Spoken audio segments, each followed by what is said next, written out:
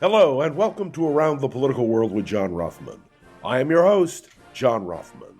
If you're a fan of the show, make sure to hit the follow button on the top right of Apple Podcasts, Spotify, or wherever you are listening at this very moment. When you hit follow, leave a review or share an episode with a friend.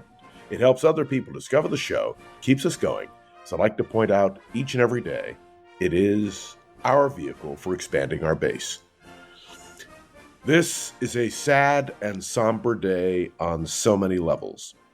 I want to deal with three particular issues today. First of all, it is the second anniversary of the Hamas massacre in Israel. We all remember what happened 2 years ago today. And we know that negotiations are going on now to release the remaining hostages 2 years after that tragic event. And yet we know that the world has changed dramatically because of what happened at the Nova Festival and in southern Israel. The world has united in a demand that Hamas release the hostages. But let's be clear, the trauma of what happened 2 years ago is still with all of us.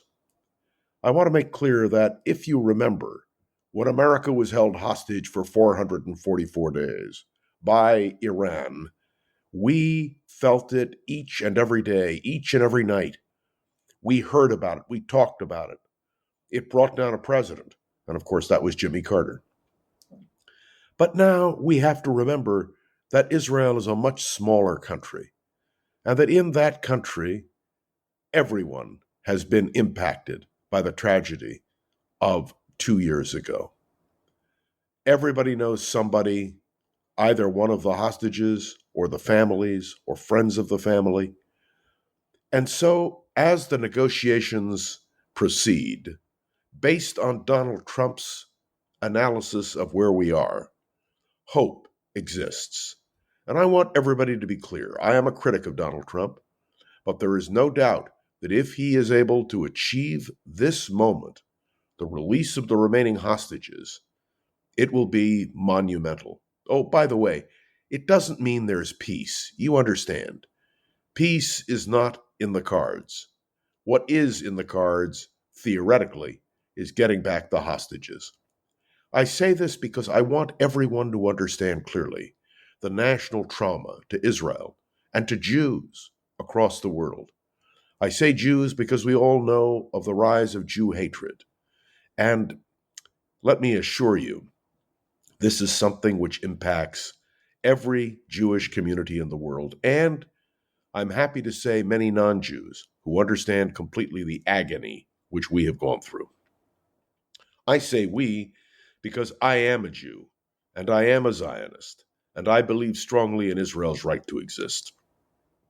I also understand that the forces bent on the destruction of Israel and Jews are real, and that to me is terrifying.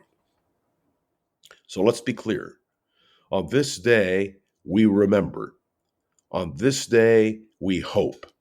On this day, we have to believe that there will be a better tomorrow. And now, turning to the United States. The President of the United States is talking about invoking the Insurrection Act. That way he can bypass the courts.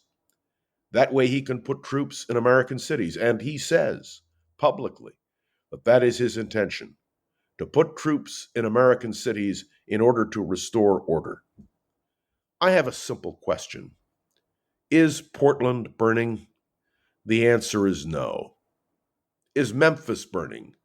The answer is no. Is Chicago burning?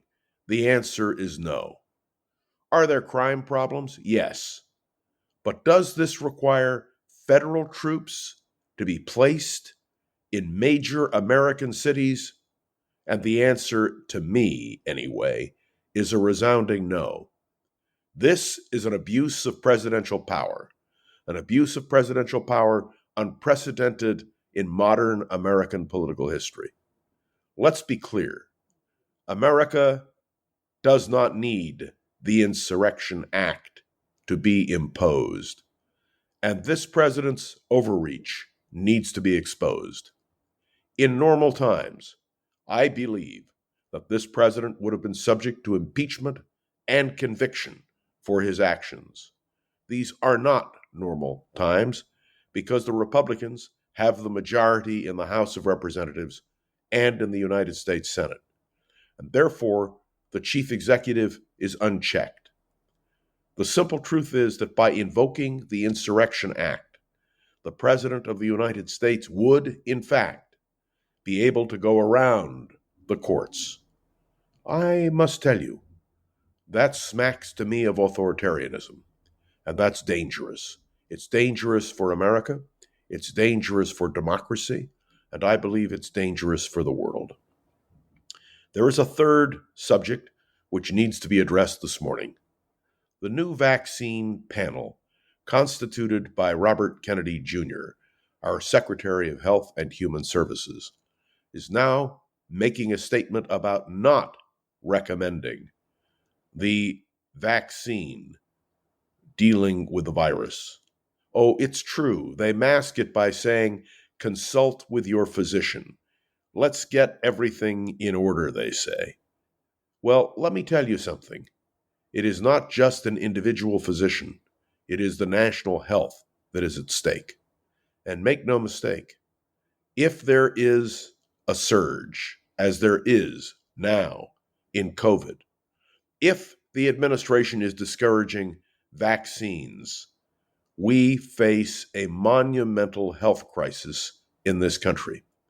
And let me point out, it is not a health crisis based on medical science. It is a health crisis based on the political predilections of Robert Kennedy Jr. and Donald Trump. That's scary. And so I wanted this morning to touch on these three topics. And if you will allow me, let me deal with a fourth. And that has to do with Ukraine.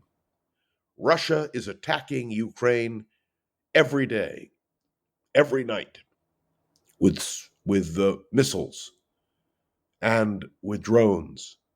And Ukraine is suffering, and the world is hardly paying attention. Now, we have serious problems. There is no doubt about it.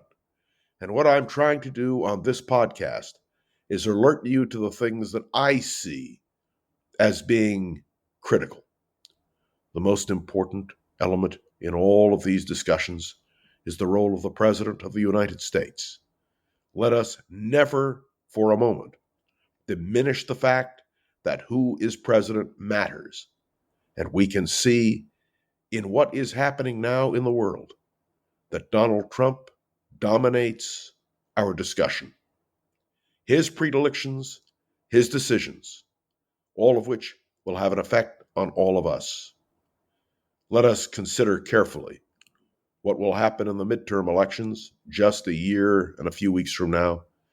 And let us consider carefully what will happen in the next presidential election.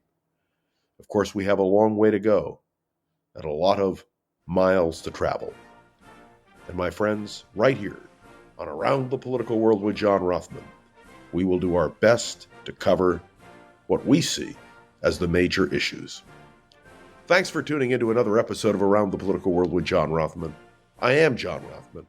Make sure to follow along and let me know your thoughts on the show by leaving a review on Apple Podcasts and sharing an episode with a friend or colleague so we can continue to grow and expand, which of course is our goal.